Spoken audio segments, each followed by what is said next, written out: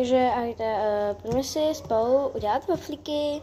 Budete na to potřebovat 4 vajíčka. No jako nemusíte 4 vajíčka, podle toho, kolik chcete udělat waflíček. Takže já už to mám, takže připravujte si 2 misky. Tady musím vyndat. A oddělíte žloutko od bílku. Hej, to je na nějakých livestreamů, že... Bízu! Chvíle.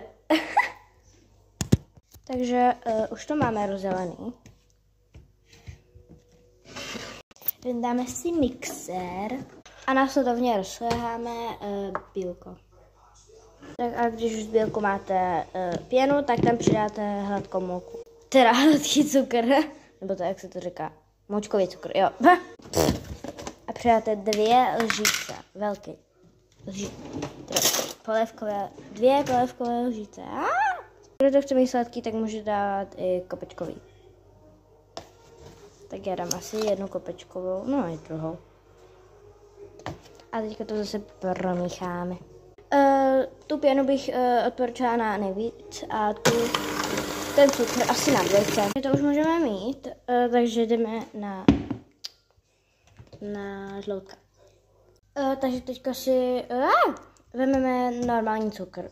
Tak přidáme 1 polévkovou lžíci. Nevím, kde jsem to volala, tam je, nevadí. Takže 1 a kdyby nestačilo, tak přidáme i druhou. 1.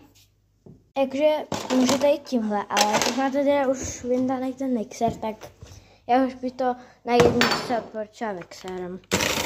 A ještě k tomu jsem zapomněla říct, že musíte zamíchat, dokud se ten cukr neroztopí. Takže aby to bylo hodně sladký, tak přidáme ještě 1 lžičku. No.